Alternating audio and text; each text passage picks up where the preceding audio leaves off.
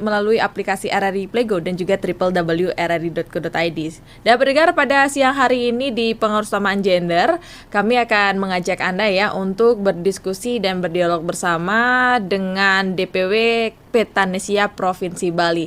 Pada dialog kali ini kita akan membahas terkait dengan kebudayaan dan perempuan, yang pastinya juga nanti kami akan mengundang Anda untuk bergabung bersama kami di 0361 222 161, dan juga Anda dapat menyaksikan siaran kami melalui YouTube RRI Denpasar.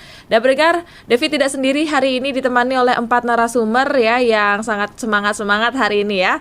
Yang pertama ada Ibu Retnani Widyastuti ST selaku Bendahara DPW Petanesia Provinsi Bali. Halo, selamat siang Ibu Retna. Halo, selamat siang Mbak.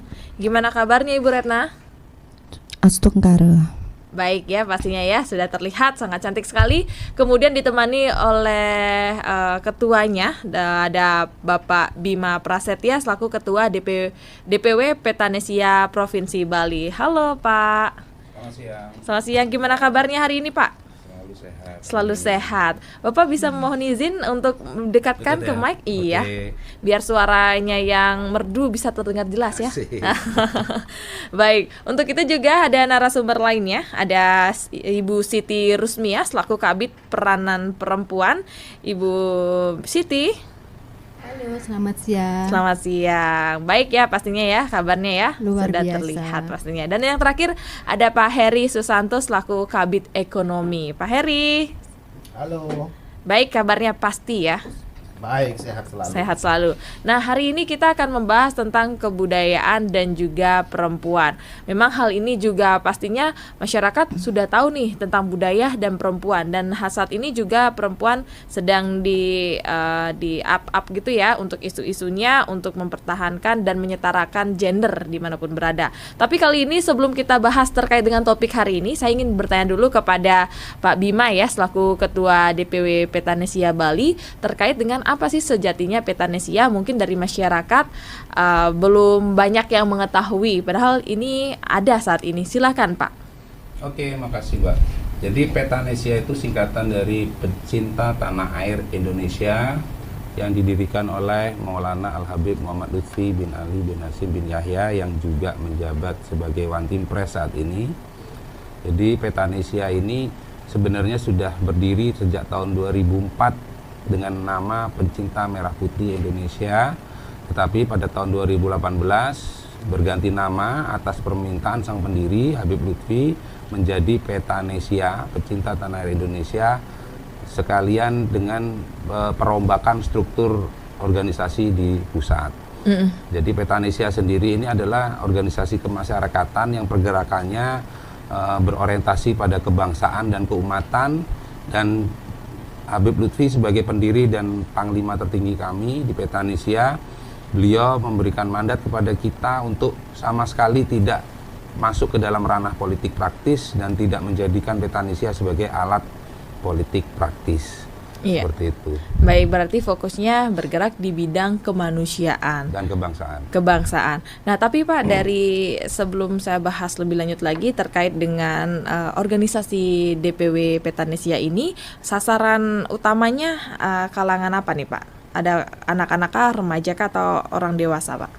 Yang pertama adalah targetnya generasi milenial, yang kebanyakan golongan atau kelompok generasi yang belum paham sejarah yang terjadi sebelum mereka ada. Karena di bangsa ini terlalu banyak sejarah yang dikaburkan. Nah, ini tugas Petanesia untuk bisa mengajak milenial bisa merasakan bahwa NKRI ini bagian dan harus dipedulikan oleh generasi milenial tersebut. Nah, terus yang kedua, dengan adanya Petanesia ini, kita mencoba menyadarkan atau mengajak masyarakat untuk lebih peduli dengan keberadaan bangsanya. ketika NKRI ini tetap berideologi Pancasila, berarti keutuhan bangsa akan makin umur panjang. Baik, berbicara terkait dengan keutuhan bangsa, kepedulian, bagaimana kira-kira Pak Bima melihat situasi saat ini terkait dengan generasi milenial? Apakah sudah cukup peduli atau belum peduli untuk terkait dengan menjadi warga negara Indonesia, Pak? Ya, Habib Lutfi selalu berpesan kepada kami semua ya, pada kita untuk bisa mencintai bangsa harus paham dan mau mempelajari sejarah bangsa itu sendiri. Jadi ketika untuk kita bisa mencintai bangsa dan peduli sama bangsa kita harus mau belajar sejarah dari berbagai macam referensi, sehingga ketika ada propaganda yang mengajak arahnya memecah belah persatuan dan kesatuan bangsa dengan framing agama dan etnis, kita sudah bisa mengkontranarasikan tersebut gitu. Nah, ini anak-anak generasi sekarang ini harus benar-benar paham tentang sejarah bangsa dan memang harus benar-benar mau peduli gitu. Kita bisa belajar kita ngomong di Bali ya khususnya ya. Kita bisa belajar di Bali, hidup di Bali, kerja di Bali, tinggal di Bali, makan minum masih bisa nyaman di Bali, beribadah enak di Bali. Itu karena apa? Karena NKRI masih Pancasila. Kebayang kalau NKRI sudah seperti Timur Tengah atau di daerah Palestina, Israel sana, atau di Afrika yang selalu perang kesukuan. Nah, ini akan, apa yang kita lakukan sekarang ini sudah dijamin 100% kita tidak akan bisa melakukan ini. Siaran ini terjadi karena kita masih ada dalam naungan ideologi Pancasila. Seperti itu. Iya, dan pastinya juga dengan kondisi seperti itu, sejarah itu sangat penting untuk diketahui ya. Bahkan juga saat ini seperti yang kita tahu, sejarah itu sangat banyak, tapi mungkin jika dilihat sesuai dengan yang jika seseorang tidak mengetahui sejarah, bagaimana dia dapat mempertahankan negara itu ya Pak? Betul. Oke. Nah, setelah itu juga saya akan menuju ke Ibu Retna ya. Ibu Retna, tadi telah disampaikan banyak hal nih terkait dengan DPW Petanesia yang memang bergerak di bidang kemanusiaan dan juga kenegaraan. Nah, kira-kira kegiatan apa saja yang telah dilakukan Ibu Retna? Untuk kegiatannya sendiri mungkin seperti apa aja? Apakah ada menuju ke daerah-daerah atau dan lain hal sebagainya terkait dengan program-program kerja yang dilakukan? kita kan untuk menfokuskan ke bidang ekonomi, kebudayaan dan perempuan ya. Jadi kegiatannya sendiri otomatis menggalang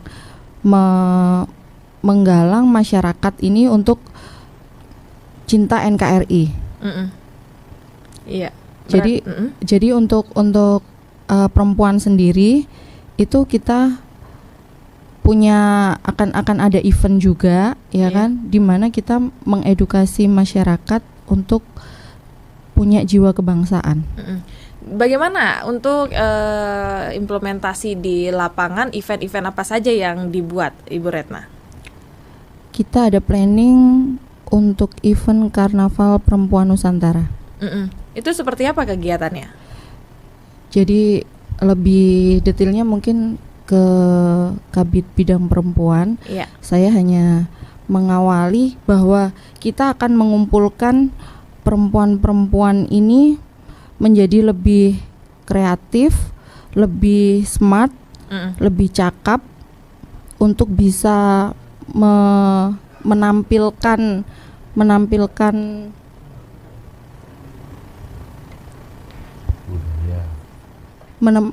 sosok perempuannya ya.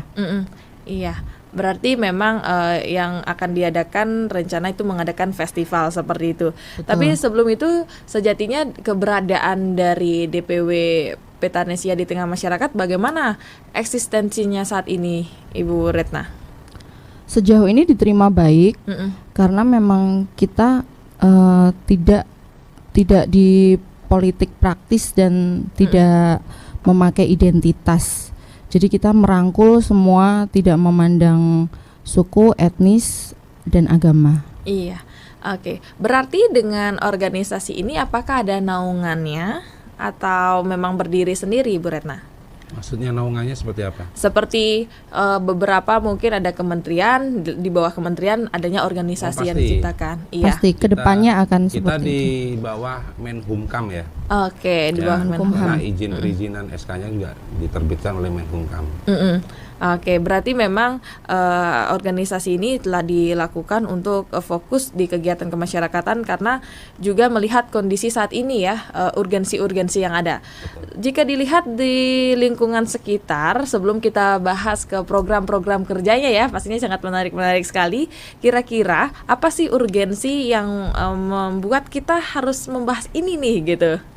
Silahkan Ibu Retna. Jadi perempuan sendiri itu cenderung ke sosok ibu. Iya.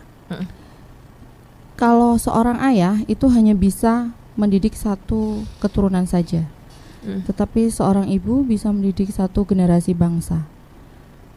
Jadi jika memang ibunya itu terpapar radikal intoleran, maka generasi itu akan merusak persatuan bangsa ya ke depannya. Tetapi jika ibu-ibu ini, perempuan-perempuan ini punya jiwa kebangsaan, maka akan tetap menjaga NKRI ini yang berpancasila.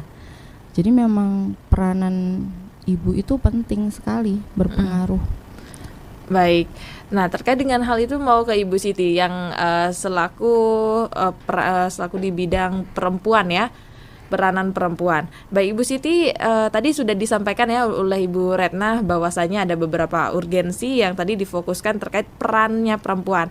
Nah, sekarang Ibu Siti kan selaku Kabid Peran Perempuan. Bagaimana sejatinya kondisi peran perempuan saat ini, Ibu? Terima kasih. Perempuan biasanya kita ini tidak dimungkiri, kita sebagai perempuan itu dikerdilkan ya. Kita itu merasa tidak dipandang sebelah mata karena belum penyetaraan antara perempuan dan pria itu belum terlihat jelas di bangsa kita ini. Sedangkan perempuan itu memegang peranan penting dalam keluarga, itu sangat penting. Karena perempuan akan mendidik anak-anaknya dengan kasih, dengan tulus, dengan didikan yang luar biasa untuk generasi yang akan datang. Perempuan harus menjadi perempuan yang cakap, smart, cerdas, dan berdampak. Berdampak buat siapa? Buat keluarga, buat lingkungan, juga buat bangsa dan negara. Dan perempuan saat ini masih banyak kita yang merasa saya hanya perempuan, tidak bisa berbuat apa-apa. Mereka tidak merasa kalau kita itu punya kekuatan yang powerful gitu. Mereka masih memakai mungkin berapa persennya saja kekuatan sebagai perempuan. Karena mereka merasa kadang lingkungan kita yang mengejas kita perempuan itu tidak ada tidak ada manfaatnya yang lebih bagus itu. Padahal perempuan ini yang memegang peranan penting, dan perempuan inilah yang harus kita siapkan untuk menyadarinya bahwa kita kaum perempuan harus smart. Dalam arti kalau kita menghadapi suatu kondisi yang tiba-tiba tidak kita inginkan, kita harus bisa cepat mengambil alih. Umpamanya dalam keluarga, tiba-tiba nih suami kita kan titipan Tuhan ya, atau bisa jadi diambil Tuhan atau diambil orang lain. Nah, mau nggak mau kita harus smart. Kita harus ini anak-anak saya ini masih tetap berlangsung. Nah, kita harus mengambil sebagai peranan seorang bapak. Kita bekerja, kita sebagai ibu, kita mendidik mereka. Kadang perempuan ini tidak siap dikala menghadapi suatu masalah yang seperti ini. Karena di lingkungan saya banyak berinteraksi ya, ibu-ibu itu kurang siap dalam menghadapi segala hal. Makanya harus punya keterampilan, punya keterampilan setidaknya untuk mencukupi dirinya sendiri, tidak merepotkan orang lain. Dia bisa ekonominya itu bisa tetap berjalan. Kita akan membekali ibu-ibu dengan ekonomi kreatif yang bisa dilakukan untuk kelangsungan keluarganya, juga untuk kesejahteraan keluarganya. Dari keluarga yang sejahtera, seorang ibu yang sejahtera, yang akan melahirkan anak-anak yang luar biasa. Anak-anak yang luar biasa itu nantinya akan menjadi anak-anak masa depan yang megang peranan penting di bangsa ini. Kalau kita siapkan generasi sejak dini, saya yakin dan percaya bangsa ini akan tetap menjaga persatuan dan kesatuan dan Pancasila tetap Amin. ada di negeri kita. Iya, luar biasa Seperti sekali ya. Berarti tadi dari segi pentingnya peranan perempuan, namun pada saat ini urgensinya perempuan justru tidak kurang dianggap di masyarakat, seperti itu ya Ibu ya. Nah, sebelum kita akan bahas ke lebih banyak lagi, saya juga ingin tahu dari perspektif dari Pak Heri, sejatinya jika kita berbicara tentang kebudayaan ya, kebudayaan berarti dapat disampaikan bahwa suatu kebiasaan. Sejatinya bagaimana budaya dari perempuan dan laki-laki pada saat ini? Apakah jauh berbeda dengan zaman dahulu jika dilihat dari perspektif Pak Heri selaku Kabid Kebudayaan, maksud saya ekonomi, bagaimana?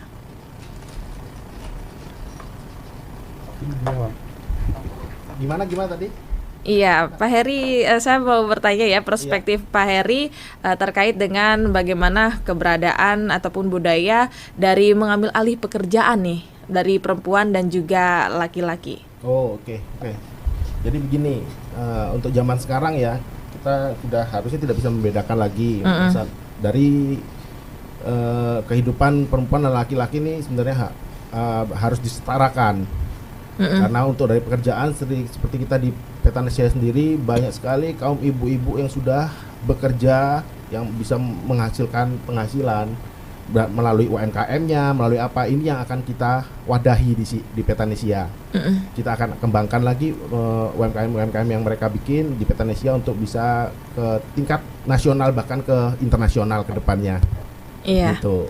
Baik, itu perspektif dari Pak Heri yang memang Pak Heri di Kabid ekonomi ya, dan melihat bagaimana perkembangan ekonomi saat ini, apalagi pasca pandemi, semua mulai dibangkitkan lagi, apalagi jika dilihat dari perempuan dan laki-laki sama-sama berusaha untuk memenuhi kebutuhannya, seperti itu ya. Tadi disampaikan tidak boleh membeda-bedakan seperti itu. Ini menarik sekali ya pastinya pendengar. Untuk Anda yang ingin bergabung, dipersilahkan ya melalui line telepon kami di 0361 222 161 dan juga melalui WhatsApp kami di 089678123830. Banyak pertanyaan yang timbul ya, dan ini juga menjadi suatu topik pembahasan yang penting untuk kita ketahui bersama pendengar.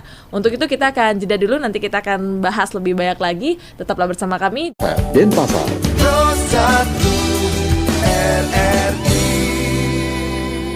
Baik, pendengar, Anda masih di Pengurus Tambahan Gender, ada saya Devi Ernita yang menemani ruang dengar Anda. Dan pastinya baru saja telah dijelaskan banyak sekali ya oleh narasumber kita di siang hari ini terkait dengan DPW Petanesia, kemudian juga bidang-bidangnya apa saja, kemudian juga ada beberapa program-program yang akan dan telah dilakukan. Sebelum itu tadi saya menarik sekali ya, ada festival yang memfokuskan kepada peran perempuan. Bisa ke Ibu Siti, sejatinya sebagaimana sih pelaksanaan di lapangan? Ya, ini secara ininya ya, nanti ke depannya ini kita akan mengadakan event kebaya Gustu UNESCO. Itu nanti itu akan target kita ada 2.000 orang. Jadinya nanti kita akan memperkenalkan kebaya itu untuk diakui UNESCO sebagai warisan kebudayaan dari negeri kita Indonesia. Dan juga ada kita dalam rencana untuk kedepannya kita akan mengadakan seperti festival untuk UMKM-nya itu perempuan-perempuan yang bergerak di UMKM itu, karena sekarang banyak UMKM ekonomi kreatif yang dilakukan oleh perempuan-perempuan. Di masa pandemi ini banyak ibu-ibu yang kreatif untuk mencukupi ekonomi yang ada. Seperti itu, karena kita tahu sendiri bahwa di Bali pada saat ini waktu pandemi itu pariwisatanya itu tenggelam, jadinya mau tidak mau semua perempuan itu berperanan penting mengambil alih untuk kelangsungan ekonomi keluarga mereka. Dan mungkin lebih lanjutnya Pak Muka akan menjelaskan secara detailnya. Iya, silakan Pak Muka. Ya, jadi bicara soal kegiatan terdekat yang dilakukan oleh Petanesia Provinsi Bali, salah satunya adalah kita melibatkan perempuan, karena untuk melihat bahwa wanita perempuan Indonesia ini adalah fungsi yang paling vital di bangsa ini. Karena itu kita tampilkan, kita tunjukkan lewat Karnaval Perempuan Nusantara yang insya Allah itu sekaligus untuk memperingati Hari Ibu di bulan Desember. Itu kita akan melibatkan 2.000 perempuan dari Aceh sampai Papua dengan memakai baju adatnya masing-masing, tidak hanya kebaya, dari Papua dengan gaya adatnya, Dayak dengan gaya adatnya, dan semuanya perempuan, tidak ada satu laki pun di sana. Pokoknya laki di sana haram saat itu, jadi tidak diperbolehkan. Sampai di panggung perwakilan dari masing-masing perempuan melakukan orasi, penyampaian aspirasi sebagai perempuan dengan kita tampilkan pagelaran seni tari dan musik. Nah, dari pagi sampai malam kita sediakan pasar rakyat dari ratusan pelaku UMKM di Bali dengan berbagai macam produk-produknya. Itu yang terdekat, sama kita akan mengadakan Natal Nusantara. Natal Nusantara. Kita bekerjasama dengan Pendeta Jonathan Soeharto yang juga Sekjen Dewan Fatwa Kebangsaan kita, Bali. Kita akan bikin Natal Nusantara ini, pesannya adalah untuk menyampaikan bahwa setiap perayaan agama itu bukan hanya milik eksklusif pemeluk agama itu sendiri, tetapi perayaan suatu agama adalah perayaan semua umat, khususnya di seluruh Indonesia. Jadi Natal Nusantara ini adalah pilot project kita yang nanti akan bisa kita implementasikan di Lebaran, di Waisak, atau di Galungan untuk Hindunya. Jadi perayaan agama bukan eksklusivitas pemeluk agama itu sendiri, tapi kita rayakan berbahagia bersama oleh seluruh umat gitu. Karena di Petanesia pesan dari Sang Pendiri Habib Lutfi bin Yahya, selesai sudah urusan agama, mari kita berangkulan untuk kebangsaan. Iya, luar biasa ya, berarti Bhinneka Tunggal Ika dijunjung tinggi di situ. Tapi ini menarik ya, satu hal yang tadi disampaikan terkait dengan kegiatan ini mengundang ribuan perempuan, dan jika ada laki-laki itu dianggap haram. Tapi kalau misalnya pengunjung, apakah boleh? Boleh dong, kalau pengunjung boleh. Iya, tapi di sini difokuskan pada pesertanya seperti itu ya. Iya. Tapi tadi juga disampaikan oleh Ibu Siti bahwasanya akan ada pembukaan UMKM. Kira-kira berapa UMKM yang akan dilibatkan pada festival tersebut, Ibu? Kira-kira 300-an UMKM yang sudah terdata. Wah, berarti memang ini menjadi peluang ya, dan menjadi wadah untuk pelaku UMKM. Apakah UMKM-nya difokuskan untuk wanita, perempuan, atau boleh dari laki-laki juga? Untuk UMKM yang waktu ini, untuk acara itu nanti difokuskan ke wanita, karena lebih banyak para wanita yang mengelola UMKM yang ada.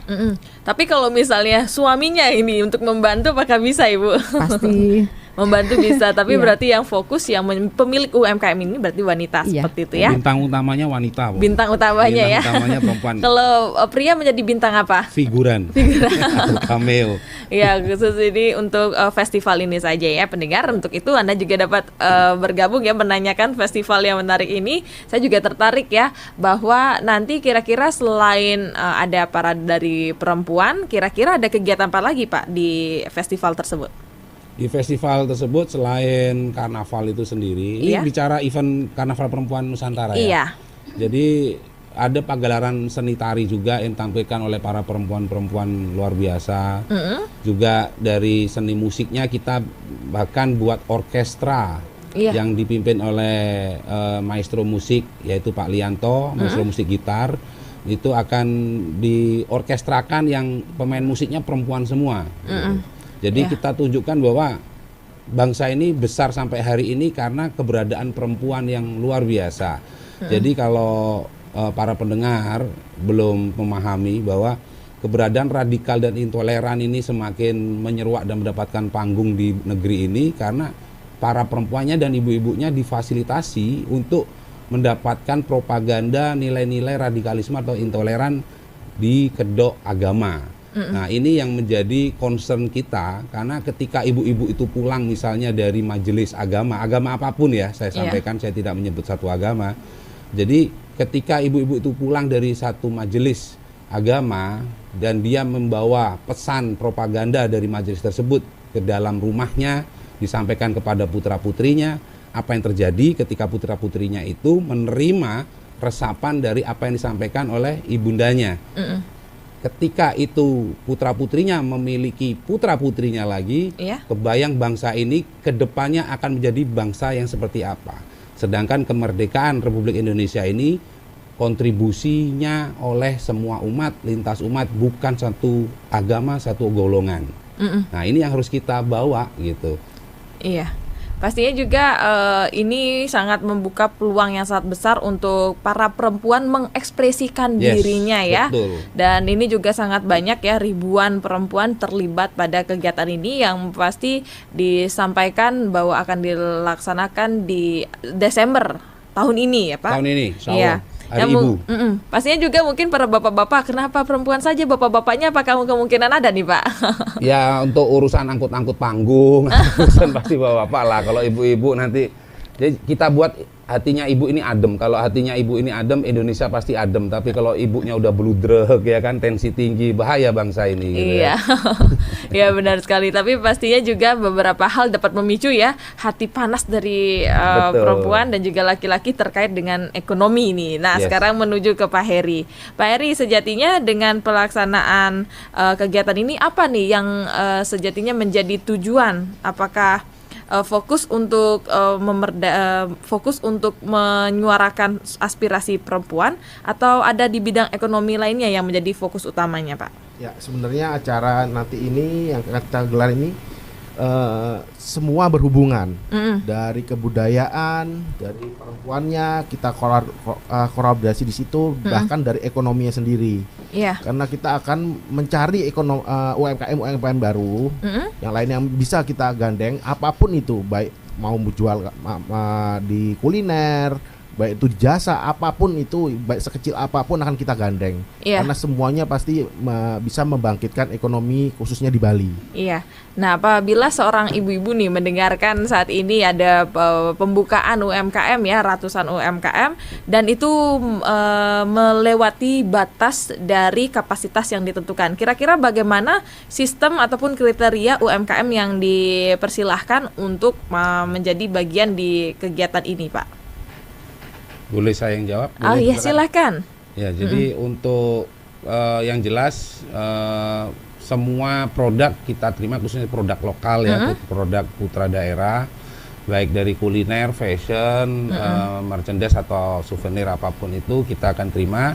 Jadi ketika ada memiliki produk yang sama, mungkin kita akan jadikan satu dalam satu satu stand atau satu tempat, sehingga tidak menjadi rancu, sehingga produk-produk itu terlihat beraneka ragam dan lebih banyak pilihan. Nah itu satu. Itu event yang kita adakan ini hanya sebagai pintu gerbang saja. Tapi tujuan besar kita adalah membawa produk-produk lokal di Bali ini ke kancah nasional, khususnya nanti juga go internasional. Nah di Petanesia sendiri, Petanesia Pusat sendiri, infrastruktur itu sudah kita siapkan dengan keberadaan koperasi APETA, Asosiasi Pengusaha Tanah Air, di bawah kelembagaan Petanesia sendiri, dan kita punya platform e-commerce ya, namanya pantasbeli.com. Jadi dari UMKM yang kita bina itu nanti bisa masuk ke platform tersebut untuk memasarkan produk-produknya semacam kayak di Lazada, Shopee atau seperti itu. Nyebut merek boleh ya ini ya? Wah, udah disebutkan ya pastinya ya. Udah tersebutkan dan rupanya di sini sudah ada pendengar yang ingin bergabung, Pak. Kita akan sapa dulu ya. Halo, selamat siang. Selamat siang. Ini dengan Bapak siapa di mana? Ini saya dengan Bagus. Bagus di dari seputaran Pedungan. Pedungan, silahkan. Iya, ini saya mau nanya ya. Tadi kok tertarik sekali dengan apa yang dibicarakan dari para pemateri tadi. Jadi saya ingin menanyakan untuk kebudayaan dengan perempuan itu untuk kedepannya itu yang efektif seperti apa ya pelaksanaannya gitu, agar kebudayaan ini terus menerus berjalan seiring waktu dan zaman. Jadi seperti itu kira-kira pertanyaan dari saya, Iya. mohon ditanggapi. Terima kasih. Baik, terima kasih Pak Bagus di seputaran Pedungan sudah bergabung. Kali ini pertanyaannya akan dijawab oleh Ibu Siti atau Boleh diwakili? saya wakili? Silahkan. Ya, jadi Indonesia ini terkenal dengan tata krama ya, tata krama, sopan santun, kebudayaan, dan perempuan ini adalah menjadi satu kesatuan karena dari perempuanlah, dari ibulah kita bisa diajarkan cara sopan kepada ibu kita, tata krama kepada ibu kita, itu adalah bagian dari budaya itu sendiri. Sedangkan di Indonesia budaya itu budaya yang sangat kuat sekali dan itu menjadi kekuatan pondasi bangsa Indonesia itu sendiri. Kita banyak melihat misalnya di daerah barat atau di luar Indonesia kita bicara, tata krama seperti itu hanya ada di Indonesia dan terjaga sampai sekarang. Di Indonesia tidak diajarkan manggil bapak ibunya dengan nama, tapi di Indonesia itu tetap dijaga, panggil dengan nama ibu, bunda, ayah. Itu menjadi suatu bentuk budaya, satu kesatuan yang menjadi kekuatan pondasi bangsa kita. Seperti itu. Jadi keterikatan dasar yang paling mendasar seperti itu, paling mendasar. Iya, dan tadi sudah ada ditanggapi ya Pak Bagus di Pedungan. Dan untuk pendengar lainnya yang ingin bergabung pula, Devi masih buka telepon di 0361 222 161 dan juga Anda dapat menyaksikan live di RRI Denpasar pada YouTube kami. Dan menarik sekali ya, tadi juga disinggung tentang kebudayaan, kemudian ada perempuan. Tadi kita fokus ke perempuan. Saat ini saya ingin tanyakan kenapa akhirnya ada bidang kebudayaan di DPW Petanesia. Bisa ke Ibu Retna? Silahkan Ibu Retna. Sudah diulas tadi kalau budaya dan perempuan itu berketerkaitan. Iya. Jadi ibu-ibu yang mengajarkan tentang budaya tata krama seperti gitu. Dan untuk mewariskan kepada generasi anak-anak sekarang ini ya, anak-anak sekarang ini kan termasuk anak generasi alfa, di mana nggak ngerti tata krama itu seperti apa, kurang mengerti karena memang kecanggihan teknologi, media sosial berkembang begitu liar ya kan. Kalau nggak terbatasi kan nggak bisa terkontrol ya. Nah, jadi budaya dan perempuan itu satu ikatan. Gitu, kita harus membudayakan anak-anak kita untuk tahu tata krama, untuk tahu sejarah Indonesia. Iya. Baik. Boleh saya tambahi? Iya, silahkan. Ya, jadi kalau bicara tentang kenapa kebudayaan itu menjadi bidang yang sangat diprioritaskan di Petanesia selain ekonomi dan peranan perempuan, karena kita mendapatkan suatu pesan penting dari sang pendiri bahwa kebudayaan itu menjadi salah satu alat pemersatu bangsa. Dan budaya itu sendiri bisa menjadi komoditas devisa negara. Mungkin mbaknya tahu BTS, dari satu lagu BTS, dari satu boy band menciptakan 2 triliunan dalam 1 tahun bagi negaranya, Korea Selatan. Kebayang, kita berjuta-juta budaya, berjuta-juta seni, berjuta-juta seniman. Itu kalau diseriuskan, negara benar-benar concern, negara benar-benar hadir, seniman kita tidak bingung atas kemakmuran, minimal perutnya kenyang. Jadi kayak almarhum Ambiar itu, Didi Kempot itu bukan hanya bisa beli rumah, pulau pun bisa dibeli ketika negara benar-benar concern atas seni budaya bangsa itu sendiri. Nah, kejadian Ambon, kerusuhan Ambon tahun 98 bisa didamaikan di tahun 2003 oleh almarhum Glenn Fredly. Lewat apa? Seni musik. Istilah Ahmad dan Robert yang bermusuhan di Ambon bisa berangkulan kena pagelaran seni musik. Mereka bertangis-tangisan, mereka pada akhirnya sadar bahwa mereka adalah saudara, kita semuanya dari satu leluhur, dan itu menjadi bagian korban provokasi, propaganda, perpecahan umat. Nah, ini disadarkan lewat seni budaya. Jadi begitu vitalnya kebudayaan bagi bangsa ini, karena bangsa ini bisa besar sampai saat ini karena kita memiliki kebudayaan peradaban jauh lebih terdahulu daripada Mesir atau Arab sekalipun. Iya, luar biasa sekali ya. Pastinya DPW ini telah menyampaikan banyak sekali pendengar bahwasanya fokusnya ada di bidang kebudayaan, kemudian perempuan. Nah, dari kedua fokus tersebut yang merupakan hal yang vital ya di negara ini yang telah disampaikan oleh Ketua DPW dari Petanesia Provinsi Bali. Nah, menarik, dan itu pun juga pendengar tadi telah disampaikan ada banyak program kerja yang dilakukan, termasuk juga banyak-banyak upaya yang menjadi tujuan dan sasaran dari DPW Petanesia Provinsi Bali ini. Dan tidak terasa ya, hampir 45 menit kita sudah berbincang dengan banyak sekali. Kopinya dan aja yang kurang. Iya. Baik. Nah, untuk itu dipersilahkan ya untuk masing-masing narasumber pada hari ini untuk menyampaikan penekanan-penekanan masing-masing 1 menit terkait dengan topik kita pada hari ini, kebudayaan dan perempuan. Dan dipersilahkan terlebih dahulu kepada Ketua DPW Petanesia Provinsi Bali. Ya, kami berharap apa yang dilakukan oleh Petanesia khususnya di Bali itu bisa dilakukan oleh elemen-elemen masyarakat lainnya, sehingga Petanesia bukan menjadi one man show, bukan menjadi single factor, tapi kita bisa bersama-sama bersinergi, melakukan hal yang sama, membuat panggung yang sama, khususnya dari kebudayaan, peranan perempuan, dan ekonomi kerakyatan. Jadi kita bisa bergandengan tangan, bersinergi dengan aparat TNI, Polri, dan Muspida, dengan menghadirkan negara di tengah-tengah masyarakat. Sudah kita lakukan, maka rakyat menopang rakyat sudah selesai, tetapi negara memayungi rakyat. Itu tujuan final kita, agar NKRI tetap berpancasila. Merdeka. Merdeka.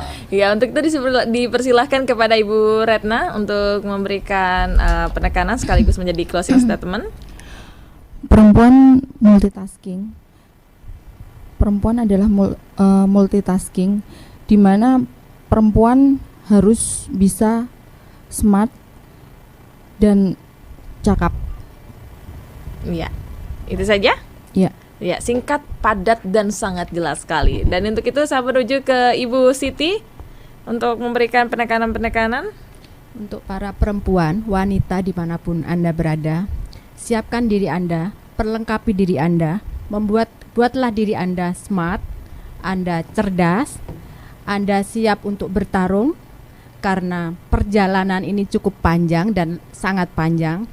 Sebagai wanita kita harus siap, kita harus cakap, dan kita harus berdampak, karena tanggung jawab kita sangat besar sebagai perempuan, karena kitalah yang akan mencetak anak-anak kita. Masa depan bangsa ini ada di tangan kita. Jadi tugas kita bukan tugas yang biasa saja, tapi luar biasa.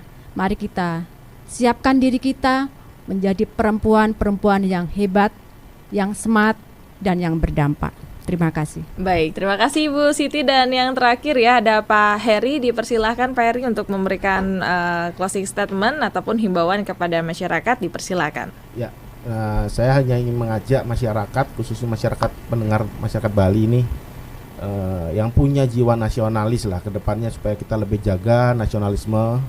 Kami mewadahi, Petanesia ini mewadahi masyarakat yang ingin bergabung, yang punya jiwa nasionalisme boleh bergabung, karena urusan suku, ras, agama, dan lain-lainnya di Petanesia ini sudah selesai. Jadi kita yang tidak beragama pun kita terima di sini. Jadi siapapun yang ingin bergabung, bersama-sama kita bekerja untuk bangsa ini, mari kita bergabung di Petanesia. Iya, pastinya membuka pintu selebar-lebarnya untuk masyarakat yang ingin bergabung dengan syarat ingin memperjuangkan kemerdekaan negara Indonesia yang memiliki jiwa nasionalisme. Baik, sebelum kita closing bisa disampaikan bagaimana cara untuk bergabung pada DPW Petanesia Provinsi Bali. Dipersilahkan untuk Pak Ketua. Ya, siapapun bisa bergabung, siapa saja, warga negara Indonesia, bahkan warga negara asing yang ikut peduli atas keberadaan Indonesia, NKRI, asal tidak ada tujuan pribadi di dalam kepentingan panggung politik praktis, karena kita menghindari panggung tersebut agar kita tidak menjadi alat bagi pelaku politik praktis dalam pencarian basis massa mereka. Kita menghindari hal tersebut dan kita tidak memainkan panggung tersebut. Jadi siapapun boleh masuk yang peduli bangsa, karena kita semua warga negara, anak bangsa ini memiliki tanggung jawab yang luar biasa kepada Tuhannya. Kita dilahirkan di Bali, di Indonesia, karena Tuhan punya rencana agar kita bisa peduli sama bumi yang kita pijak, langit yang kita junjung. Itu kalau kita mati ditanyakan kita nggak bisa jawab, selesai urusan sudah. Iya, baik. Dan untuk pendengar ya yang ingin bergabung pastinya dipersilahkan ya. Untuk terakhir, apakah ada kira-kira laman yang bisa dikunjungi oleh masyarakat? Oke, kita punya beberapa platform media sosial. Kalau di YouTube namanya Petanesia. Sebentar, saya lihat. Ada Petanesia. Kontekannya dulu. Ternyata ada di YouTube. Di kemudian... YouTube ada, kita namanya Petanesia Dewata. Di TikTok juga ada, Petanesia Bali. Di link fanpage kita ada, fanpage Facebook Petanesia Dewata, dan di Instagram itu Petanesia Dewata. Jadi kita punya platform di TikTok, Facebook, YouTube, dan Instagram. Semua bisa dilihat segala macam kegiatan kita, visi misi kita. Jadi kita bergerak untuk Indonesia dari Pulau Dewata, dari Bali. Kita butuh bersama-sama bergandengan tangan oleh semua elemen masyarakat. Baik, sangat banyak sekali ya pastinya laman-laman yang dapat Anda kunjungi, sangat update ya pastinya, kekinian ya. Pasti. Dan untuk itu terima kasih pendengar yang udah bergabung pada hari ini di Pengurus Utamaan Gender yang membahas kebudayaan dan perempuan bersama DPW Petanesia Provinsi Bali. Untuk itu saya ucapkan terima kasih kepada narasumber yang sudah bercerita banyak sekali pada hari ini. Untuk itu kita akhiri dialog pada hari ini dengan selamat siang. Selamat siang.